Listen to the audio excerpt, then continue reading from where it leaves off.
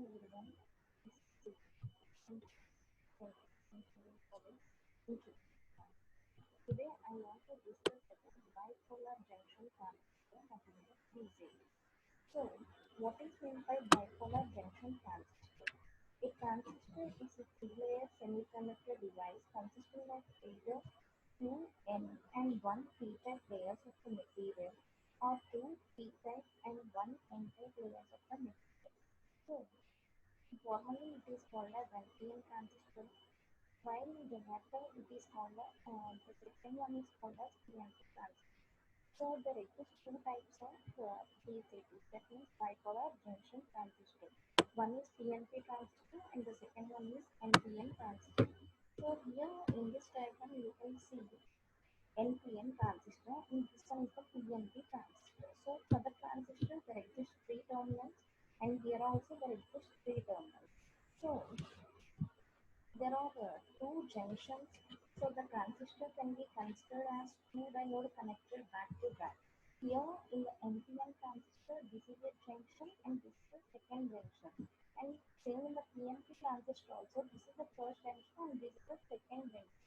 So totally there are three terminals, two junctions, and the middle section is very thin when compared to the other two sections. So in the NPN transistor, this section is very thin when compared to the remaining two N layers. And here in the PNP transistor, the N-type layer is very thin when compared to the other two P-type layers. So coming to the meaning of the transistor terminals, the transistor has three sections of doped semiconductor. So the section one is called as emitter and the opposite side is called as collector and the middle section is called as base. So this is the normally available transistor in the market, and when you are going to connect in a circuit, you have to represent the transistor with this symbol. So this is collector and this is base and this is the emitter. So this direction shows the current passage in the particular transistor. If the current passage is from base to emitter, then you have to represent the direction like this. If the current passage is in opposite direction, then we have to represent the direction in the opposite way. But we have to represent the current direction in between base and emitter terminals only, not a collector terminal.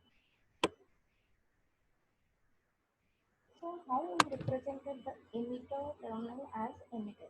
So the section one side that supplies carriers is called as emitter because it emits carriers, so it can be called as emitter.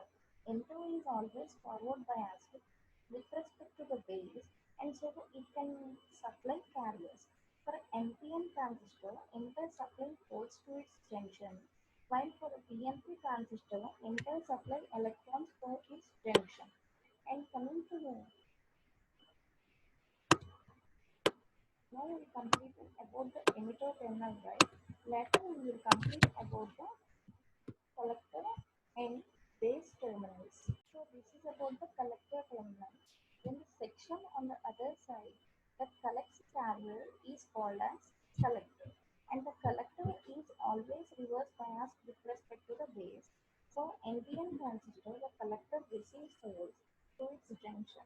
And for PNP transistor, the collector receives electrons from its junction. And coming to the base, it is named as it is the middle section which forms the two PN junctions between emitter and collector, which is called as base. And some important factors to be considered when you are using BJT is the transistor has three regions named as emitter, base, and collector, and the base is much thinner than other regions. Emitter is heavily doped, so it can inject a large amount of carriers into the base. So base is lightly doped, so it can pass most of the carriers to the collector. Collector is moderately doped always.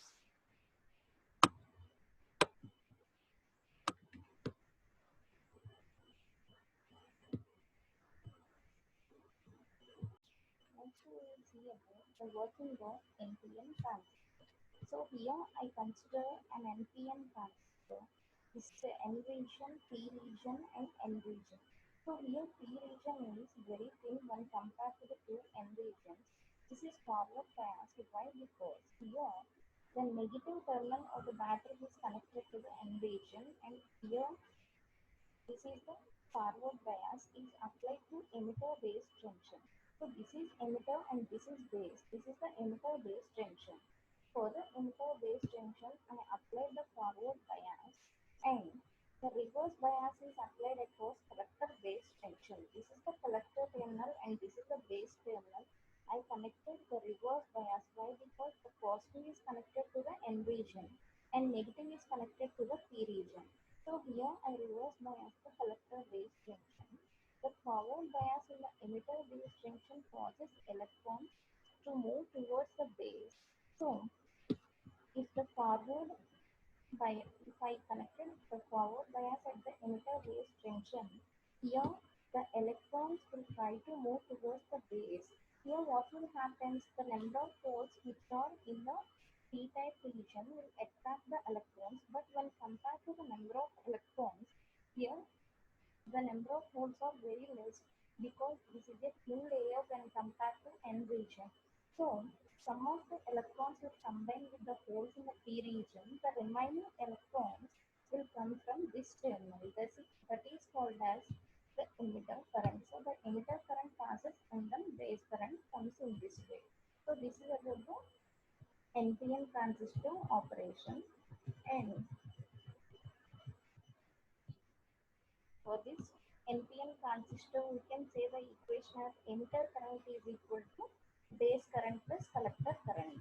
And coming to the PNP transistor operation, if the forward bias is applied to the emitter base junction and the reverse bias is applied to the collector base junction, the forward bias in the emitter base junction causes holes to move towards base.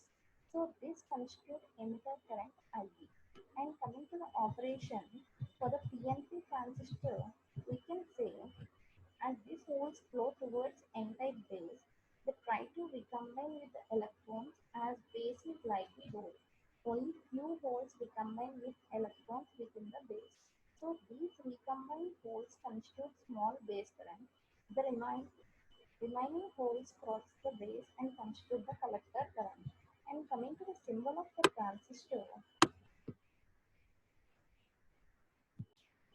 this is the symbol of the transistor. So this is the NPN transistor and this is the PNP transistor. Previously I already said always we have to represent the current direction between the base and emitter terminals only.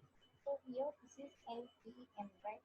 So the current passes in this direction. That means base to emitter. So here I represent the current direction from base to emitter. So in this way. And coming to PNP transistor, the current passes in this direction. So we have to represent the current direction from emitter to base. So that's why I represented the current direction from emitter to base. And coming to here, for the NPN transistor, here what I done for the emitter base junction, I connected the forward bias because the negative terminal is connected to the N region. And here for the collector base junction, I connected the reverse bias. And here for the PNP transistor, for the emitter base junction, the forward bias is connected. For the collector base junction, the reverse bias is connected. And coming to here, IE is the emitter current, IC is the base current, and IB is the base current, and IC is the collector current. And coming to the modes of operation of the transistor, there exist mainly three modes of operation of the transistor. First one is active mode, second one is saturation mode, and third one is cutoff mode. So base emitter junction is forward bias and base collector junction is reverse bias in the active region. And for the saturation region, base emitter junction is forward bias and the base collector junction also forward bias. For the cutoff region, both the junctions should be reverse bias. So this is about the operation modes of the transistor. There exist totally three different operation modes. Coming to the connections of the transistor, transistors can be connected in three different ways. Those are common base, common emitter, and common collector. The Coming to the first one, that is common base. So here indicates the common base connection. Here what I done, I consider the base as common here, which is connected across the input, and here it is connected the output. So the common base terminology is derived from the fact that the base is common to both the input and output sides of the configuration. So in this diagram here I connected an NPN transistor because from P to N only the current passes, and here I connected a PNP configuration transistor. And coming to the common base connection, we have to consider an amplification factor which is represented by alpha. Alpha is defined as delta IC by delta IQ. Delta IC is nothing but change in collector current, and delta IE is nothing but change in emitter current. And always the alpha range is in between zero point 0.9 to 0.99. And coming to the common collector current, ICE can be treated as alpha IE plus ICB0, and emitter current IE is equal to IC plus IB. So this is the expression for collector current.